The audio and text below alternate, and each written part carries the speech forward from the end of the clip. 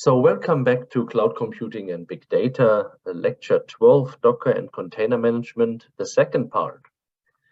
In the first part, we learned a little bit about what Docker is, an interesting technology enabling containerized applications. And then we also learned a little bit about the difference between containers and virtualization. They're not really in competition with each other, but we have learned that VM images compared to Docker images, for instances, basically have some benefits of not really carrying the guest operating system and being much more easier to deploy by pulling basically the images part. So needless to say, and what I also said in the first part, the whole aspect of containers, using them not only with Docker, maybe with Singularity, but maybe also with other technologies coming along, especially if you think about the very specific registries and container services that we have essentially in AWS and MS Azure and so forth, and the Google Cloud. So this is a big topic which really requires 3 to 4 university lectures.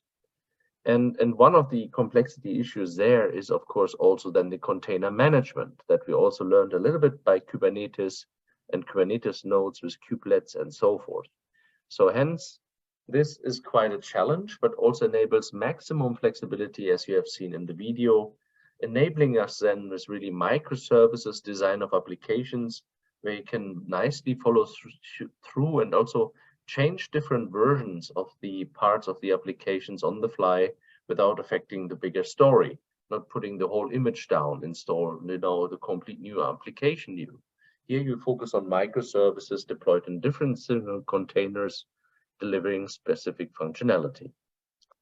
So again, thinking about that containers are a big topic here and there, the second part of the lecture today should just rather point you to different aspects of how containers are used, what are the challenges, and what it really is enabling. So let's go through the second part of the lecture now, where you think also here and there some application examples where this is really the kind of technology that you have now for lots of different industry vendors, for industry applications. You see a couple of those again here explained. And there are often pipelines when you think about the IKEA example, where I said of basically where is something like this particular product in IKEA, or what is it? It's standing there somewhere in the shelf. Some of you probably know that already. It's always interesting to find this then in IKEA, which is something this app can help. So here and there, this is done by containers applications, but to enable this, you can imagine it's a whole workflow with Jupyter, basically then enabling us here essentially doing an interesting modeling approach of deep learning. Then we want to deploy this, of course, in the Google Cloud, and then also with this orchestrate then all these different containers.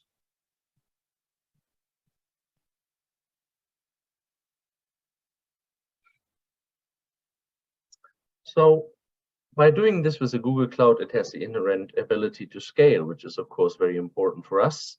And if this application is, of course, used by many people now in the app in IKEA, up and down, and there are peak times in IKEA here and there, this is something also where you have, again, the cloud benefits of scaling up, scaling down, around Christmas or maybe around Easter, the weekends, and so on. So this is a very interesting behavior. And the way how that works a little bit here with the containerized applications, but we also have learned already in basically lecture 9 a little bit, but there we left out certain parts of it. And this is particular this part where I said, essentially, we have the difference here between the traditional virtual machines and now this interesting streamlined idea of using Docker and containers. And then, of course, also this hybrid cloud with Kubernetes, enabling us now to think about, okay, I can easily port when I have applications already on the Google Cloud platform, maybe to other clouds or to my own on-premise data center, right? We already know that sometimes it's maybe also good to keep your own data center. For instance, in medical applications where you have some local data, but you share the deep learning model maybe via the Google Cloud, because in the end, it's just mathematical abstractions and a mathematically learned deep learning model, which basically cannot directly go back to each and every patient. So basically the hybrid approach with Kubernetes and Kubernetes nodes is really beautiful, supported in many different clouds. And here Google Cloud is just one example where I said again, the key ingredients of knowing what containers exists with the container registry, with basically Kubernetes applications, obviously. And we know deep learning containers are useful with the right set of libraries, the right set of data science frameworks, something we know already from AMI images. All the deep learning packages are installed, but here we're talking more about containers.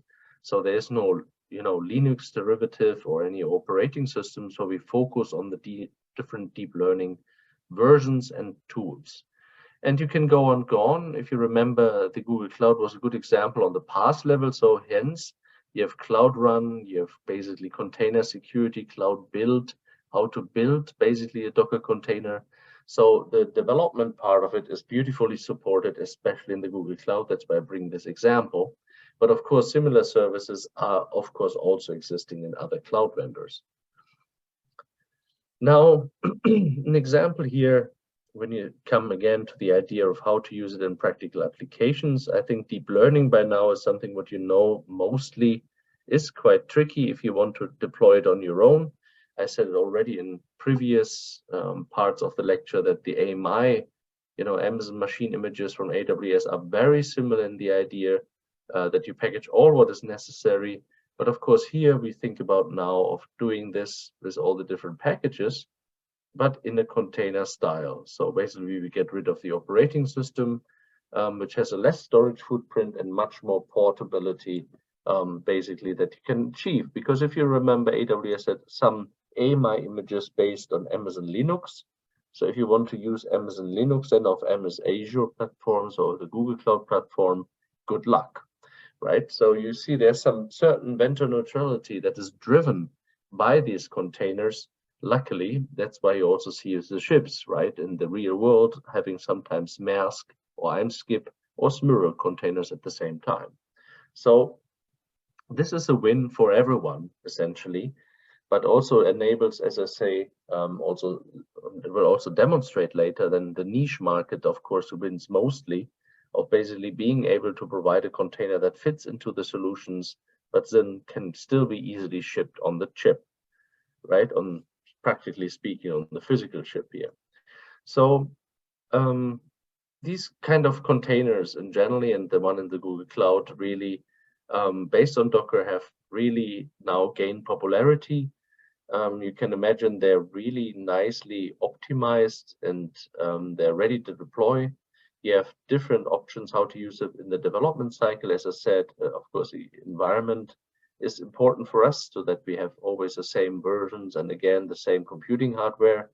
Then we can really fastly prototype and scale out basically enable in performance, which would be otherwise really much work to do manually, right? If you don't go in the cloud with these containers, you have to deploy each node separately. You would have different IP addresses on all the different nodes. You would install the different nodes. You would log into the nodes and install everything. So here we talk about that the Docker engine is already on the cluster, and then we roll it out on the cluster. And this is, of course, a very nice idea also for developers and the, let's say, more operations part of the cluster. Another example I want to do, because of course now you would say we always focus on Amazon, we always focus on Amazon Azure and Google Cloud. What are others doing? And I think it was good to really put here a little bit an example of Alibaba Cloud, something what you should maybe look at if you have some spare time. Google it, what is Alibaba Cloud? We could have a whole lecture on it. It's a very broad service portfolio. Needless to say, it's a Chinese cloud offering, but of course also with very similar services that you already know. So you see a machine learning platform for AI is available, machine translation, we have talked about this, so language models from deep learning, image recognition, image search. So you basically, if you dive into it, you will see that the Alibaba Cloud is indeed very powerful, but it's also not, let's say, completely new rocket science, because it's also what we know already from the Amazon, AWS, and other, let's say, hyperscalers in the US or elsewhere.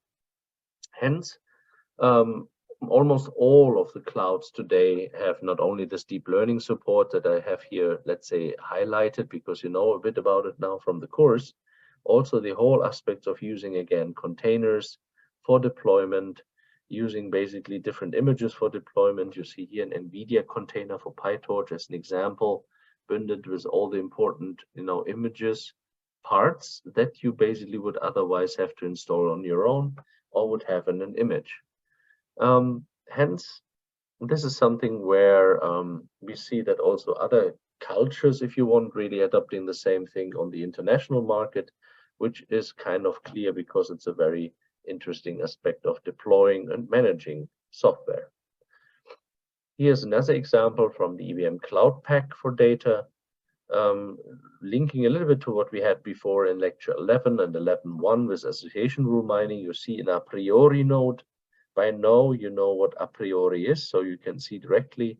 You can also here use quickly for the modeling some aspect of an a priori node, and then basically have Kubernetes orchestrating this in a real pipeline together with other services that were needed.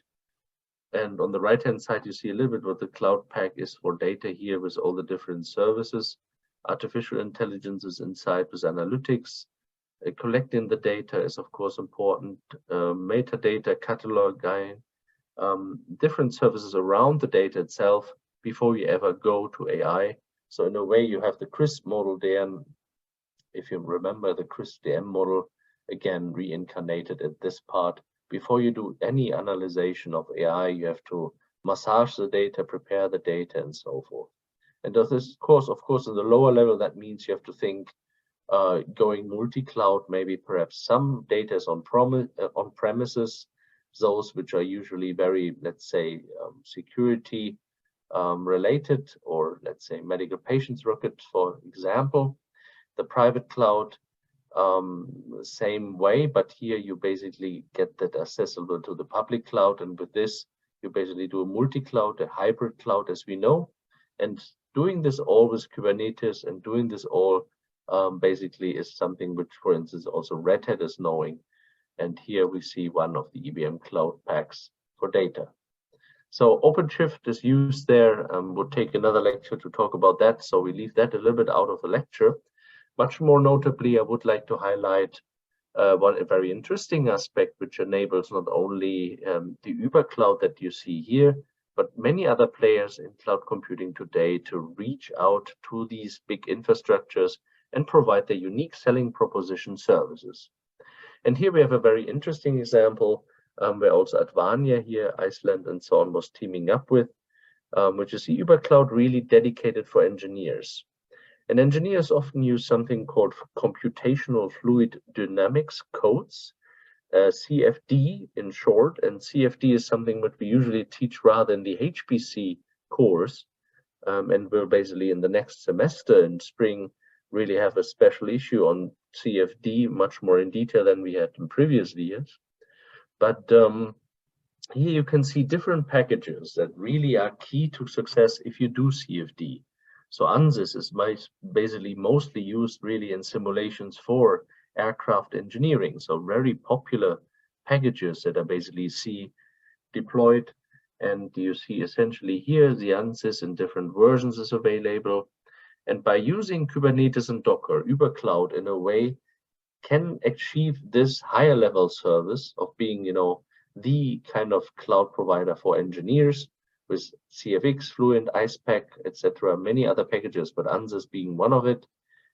All of them are with basically this interesting abstraction layer, Kubernetes and Docker, Kubernetes for orchestration, Docker for the containers, independent, right? We talk about now, does it work on many different clouds, Amazon, MS Azure, Google Cloud, Hewlett Packard, and chances are it would also run on Alibaba, basically based on the Docker and Kubernetes. So UberCloud is a quite interesting aspect, not only because it's a niche market, but also I know the CEO of over 20 years now.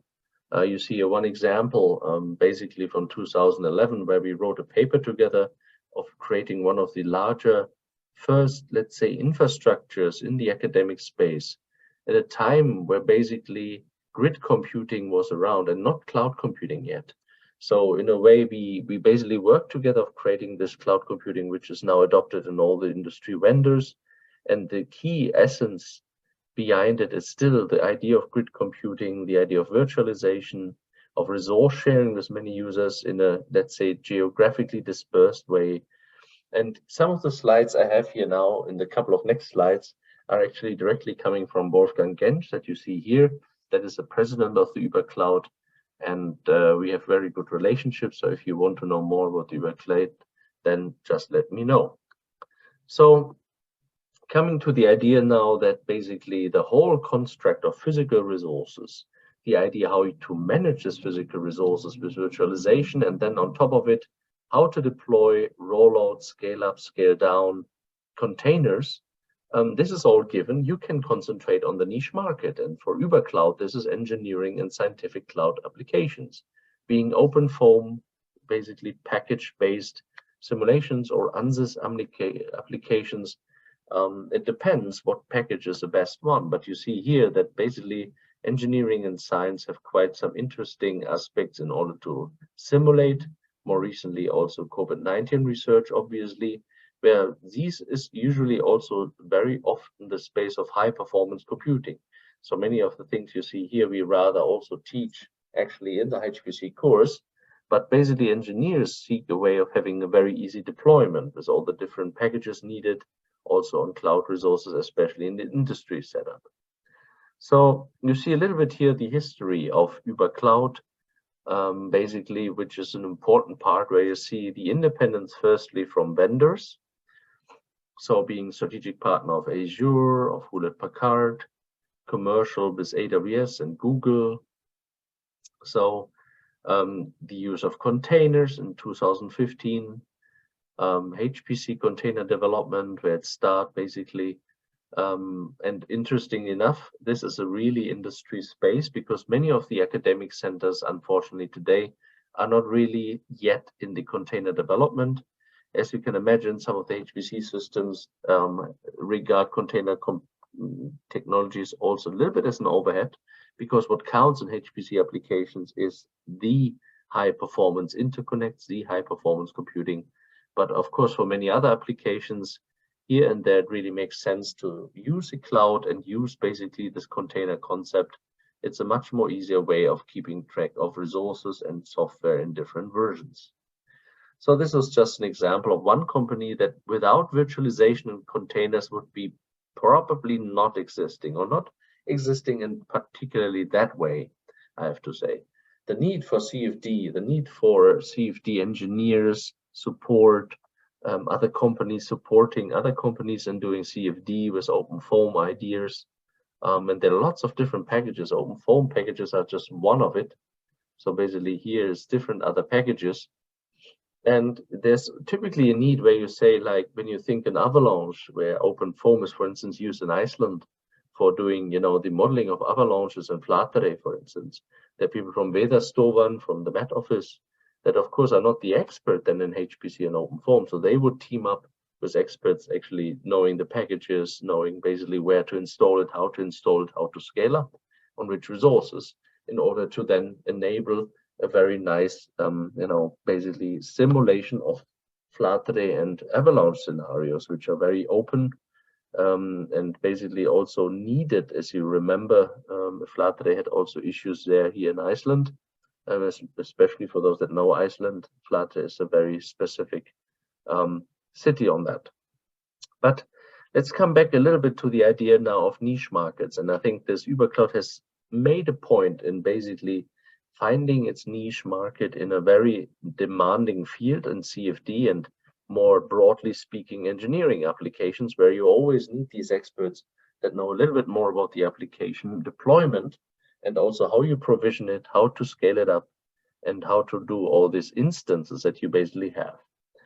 Many of these applications are a little bit dry, I have to say, right? So especially for some of you that are not in this field, when you look into this, it's called computer-aided engineering, computer-aided engineering design, whatever.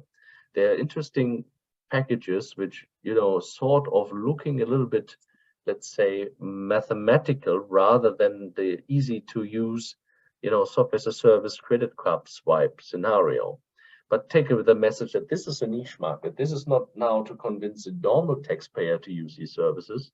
This is the idea of having CFD engineers trained in CAE, CED systems and all these different OpenFOAM techniques to do this. But what they don't want to do is all the deployment in the right versions at the right time on this cloud provider, on that cloud provider. That's not basically using their domain knowledge in this different field of CFD, but rather fighting with different packages on different fronts as an administrator. And here the help can actually help engineers, or the cloud can really help engineers to streamline that process. And that is, I think, partly what UberCloud is doing, and which is interesting niche markets if you think about the broader class of all the hyperscalers that we had before. So talking about computational fluid dynamics, what is it? Obviously, we have a whole lecture about it, and the next course we have in spring, if you're interested, will be teach together with one of my PhD students, Reza, where we will go much more in details in CFD as it used to be. So computational fluid dynamics is basically a field which takes lots of, let's say, physical laws and bring them to numerical methods to solve fluid dynamics problems, maybe also if you look broader on fluid mechanics problems. And basically the idea is that often a fluid in some form is actually interacting a lot with the surfaces. And I think the race car says it all when you think about what is basically here the idea of the wind, right? Every second counts in these racings. And here's basically what CFD is useful. It can be also basically in lots of other product developments from aircraft, of course, and also enabling new design within, let's say, a computer where you would say otherwise it would be far too costly. Let's say burning trains again and again. You don't want to do that in physical life, but you can do this basically with CFD applications and understanding the, different materials, inputs inside a train that maybe let a train burn quicker than usual, or basically the airflow between the train. This is something which is a huge field. You can imagine lots of different applications in industry and hence a very good market to work on it. Scientifically, there are different approaches, so which makes it a bit more crisp, that not everybody can just throw a kind of race car computer-aided design model at a simulator or at a HPC system, and then suddenly, by all magic, there will be a race car perfectly designed. Hence, the different equations in physics that alluding to different concepts. And here, the idea of basically providing support, providing consultancy in this is, of course, an important factor. Especially if you see, and this is just an appetizer for some of you that maybe want to understand more, what we do also then in the HPC course, starting in spring already, is where we usually go very much into the understanding of how these different models work. And we see conventional CFD methods. We base on partial differential equations with Navier-Stokes, but also lattice-Boltzmann equations, especially when it's about kinetic theory. So there are different approaches for different things, but that's what you need in order to realize really the reality around the race car, or basically the surfing guy that you see here. So there are approaches already today where we can basically predict quite nicely what's happening if this surfer is, surfing continuously on this wave, right? By having this picture, by having all the information we need here to simulate this, we can probably already predict how long he basically is surfing on top of the water instead of being, getting into the water. So lots of other aspects. Wave propagation you see here is basically something like this you would see, what we also do in the HPC course to understand a little bit more how you simulate the reality. But coming back to clouds, then we can imagine that all of these computations require lots of resources. And On top of that, if you think about car modeling, car engineering, or you have here a smoke basically in tubes, basically analyzed, right, with something we call adaptive mesh refinement. These are things with crash tests and so on, which require huge computational capacity. And of course, on top of it, the bigger the model is, if you would have a big ship interacting with the ocean, you want to understand the interaction with the waves of big ships that you perhaps model, then you need also the memory. And that's where another point of the big data kicks in, where you basically need cloud computing resources as well. And on top of it, just to, again, think about the niche market, right? So when we were at Amazon, all was about compute storage, networking, and so on. Here we sort of one level higher. We all need these aspects of AWS, of MS Azure, or Google Cloud. But here we go one level up on thinking much more of the application space. But you see also here, the application space is already very complicated, basically, and challenging to really justify the idea of why there should be a niche market just for this specific models. You could have different, let's say, methods you use. There's a certain problem with turbulence that we also explore in the other course a little bit. There are lots of different models right now in COE Race in one of our Center of Excellence. We also try to combine physical codes of CFD based on known physical laws using numerical methods and so on. How we can combine those with basically AI models for surrogate models and so on. So also this field gets much more complex every single day. And then when you combine it with other traditional aspects, finite elemente, how you generate a mesh around space. What about, you see here quite nicely the fire basically going around the tube, and the smoke is basically not everywhere anymore so densely, so that the uniform grid here would be quite a waste of resources. So there's adaptive mesh refinement. All of these are complex issues where basically the niche market is quite justified, where GFD engineers are working with every day. Just some examples of simulation packages, and also, of course, available to engineers. They're going to use ANSYS on a daily basis in aircraft engineering. They use for some codes maybe MathWorks, MATLAB. They may be for some of them using other software. But the key message to take away is there are lots of these different packages, and these engineers trained in much more, let's say, different aspects of physics, different aspects of computational added design, computational added engineering. They don't want to deal with all of these different versions and all of these deployment issues to really then scale out on these different cloud services where they have. So they will simply reuse these services, that's clear, but they don't want to deal with the deployment issues. And that's where this UberCloud comes in, where you do basically kind of, deployment consulting, if you want, in terms of industry, but also enabling the infrastructure, if you want, on another perspective, by just using, for instance, Docker Kubernetes as a foundation. And then you basically have your added value of saying we have an OpenFOAM that is available, and we provide also consultancy to these models. You see a little bit how this could work as an industry setup. When you put a new plant or new factory in one of the, let's say, industrial areas, people usually want to know, if you have a chimney, what happens to the environment? What happens to the other members of the industrial park? So there's huge, let's say, demand to model this, which is a large eddy simulation here that you can use with OpenFOAM, just as an example. And OpenFOAM is a very popular package. It's actually open source and often used, as I said, for here in Iceland for avalanche modeling and so forth. And it has parallelization inherent, which is of course now interesting for us, of saying it can really scale out. As I said before, the FP growth and a priori, they were just more or less serial implementations and ML extent on a big cluster. But in order to really leverage a cluster on higher scale, and then to scale out the model, you need something like MPI or some scalable implementation that OpenFOAM provides in order to scale up, where, for instance, avalanches can be made much more detailed the more and more computational resources you have. So the idea is then, focusing with the UberCloud on this higher level, taking now the Kubernetes and Docker as its general base, That's what you already know. And then enabling portability as the customer suggests or want on these different cloud vendors, while the company is still just interested in this, where basically this is already given and they're not in competition with each other. That's why also, of course, the cloud providers like this approach with Kubernetes, containers, and so forth as well. So here's some applications, and you can go on and go on. And of course, I cannot go through all the different applications.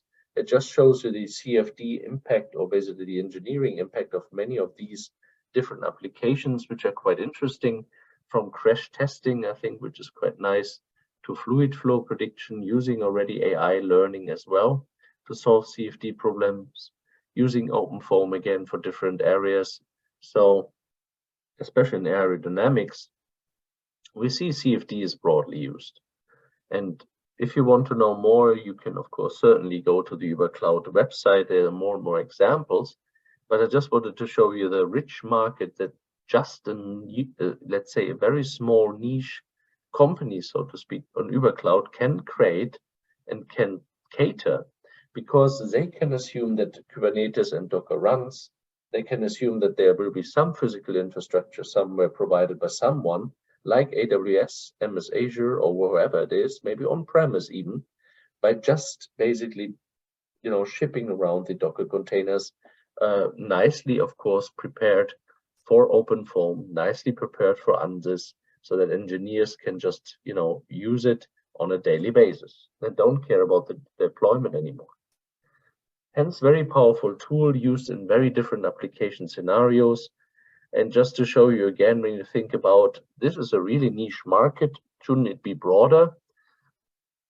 You see a little bit here on the slides also that manufacturing, the CFD part, like say average revenue per HPC is like 83 million, right? So basically there's lots of profit to be done just by this particular thing that we saw today, by focusing on CFD, maybe in manufacturing. But it's used also in life sciences, in retail, in many other areas, defense and so on. So basically there, as you see some examples where the market is very broad, especially in the future. And by this, it really justifies the return of investment, also of smaller companies. And of course, here you see a little bit the contrast of disadvantages versus cloud container benefits when you have just pure HPC. And here you see the setup again a little bit nicely, that you say high performance computing and the different vendors like Azure and so on with their resources, and then the cloud containers that you have on these different OpenFOAM, MATLAB, ANSYS, and so on packages. NAMD is another one for molecular dynamics. So the idea here now is to contrast it with HPC in the sense that you have much more dynamic resource usage now, right? And if you think about a little bit on HPC, it's not really having this cloud idea of containers so far integrated. So basically you don't have this abstraction mechanism. People basically are much more focusing on one application directly on this. So with all of this, don't have really the business agility that you need usually, and that's why cloud resources are usually quite good to have. Needless to say that if you look into the cloud resources, you will find HPC clusters. So that sounds very ridiculous right now. But of course, many of the cloud offerings today, if you want to have to solve really OpenFOAM problems, you need high performance computing resources. And also when you think about what basically now the idea or the unique selling proposition of UberCloud is, that you have HPC as a service for engineers. So basically that you don't anymore have to use, as we learned in software as a service, all the lower level details. You don't have to know all of these details. You just basically want to more or less swipe the credit card, paying UberCloud maybe, but then you have at least the whole engineering packages solved. You don't want to basically install them, deploy them worldwide, keep track, monitoring, updating them. Instead, you basically have, this as a given scenario, and then can put your engineering simulations on top of it and be sure that it will work on different platforms. just by focusing again on this kind of idea with Docker clouds and Kubernetes.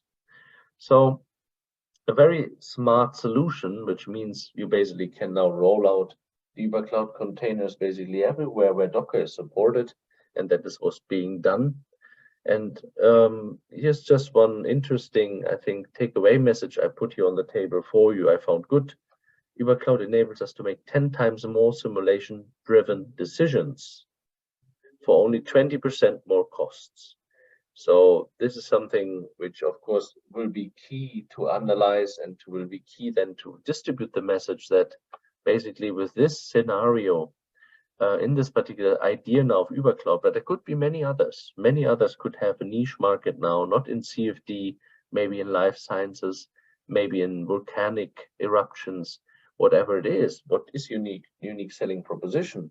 But by being basically Docker compliant, if you want, you basically have the whole world in terms of infrastructures at your disposal and can port with them quite nicely.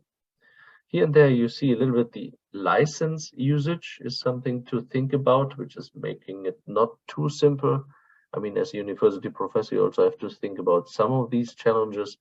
But of course, some vendors also go proactively towards this and solve some license issues. Finally, in the academic space, we have something called Singularity, which was recently also renamed to Aptainer, which is a similar concept like Docker. So also here we talk about containers and basically using them within HPC resources, but also in clouds. And then Apache Mesos and basically the zookeepers that are basically out there now in clouds as well are another idea of basically how to say orchestrate resources from another higher level point of view, which could be quite interesting because you need sometimes MPI, you need sometimes Hadoop, and then Mesos is a system which you basically can use quite nicely with this. Then in context of your different applications that need different requirements. So here you go to one level up if you want and see the whole application space. So in order to abstract from CPU, memory, storage, and others, what you have to basically create something where just the application more or less matter than just the resources that you have. One example I brought you today is again a little bit dry, but shows you, I think, very nicely the reality of these kind of applications. And of course, it has some relationship to Iceland here with the IcePack in parallel. Ansys IcePack on cloud-based workstations and clusters. First, let's look at how to run Ansys IcePack in parallel on a workstation, utilizing all of the cores that we have available. First, open IcePack.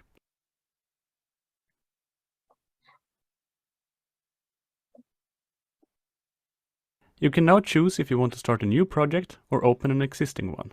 We're going to open an existing one for this case. In my case, the project is located on the desktop.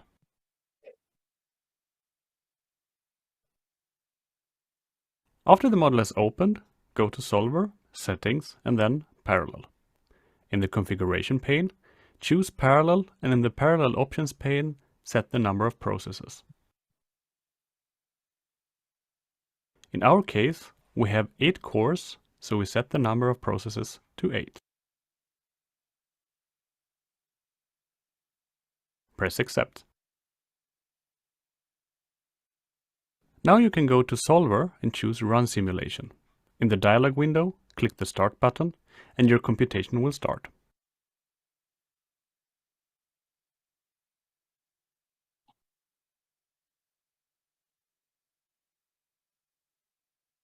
Now it's time to look at how we can run IcePack in parallel on a cluster.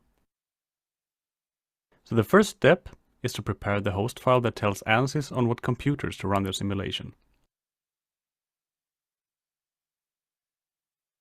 To do this, go to HPC user's home, create a new text file and name it hosts.txt.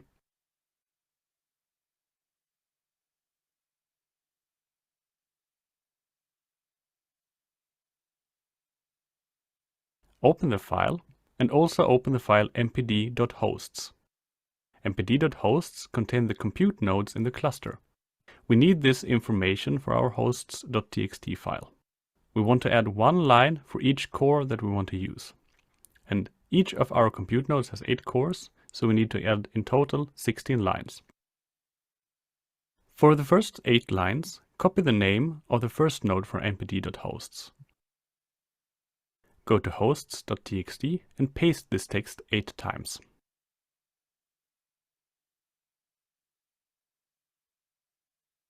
Repeat the procedure for the second node.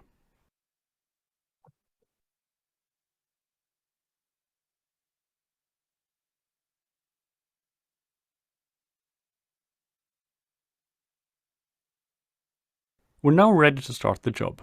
First, let's open IcePack. When IcePack is open, either open an existing project or create a new one. We will open the same project as in the first part of this tutorial.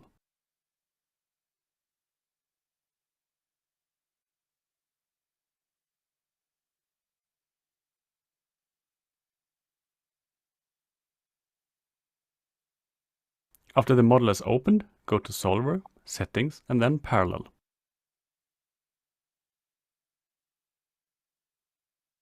In the configuration pane, choose Network Parallel, and in the Network Parallel options pane, you must now find the hosts.txt file that we created.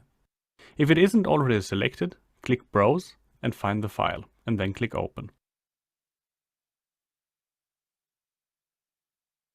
To make sure that you have the right file, you can click Edit. This will show you the contents of the file.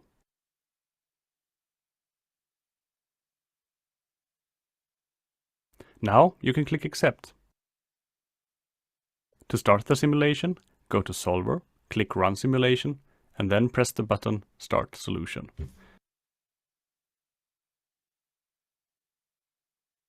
Your model will now compute.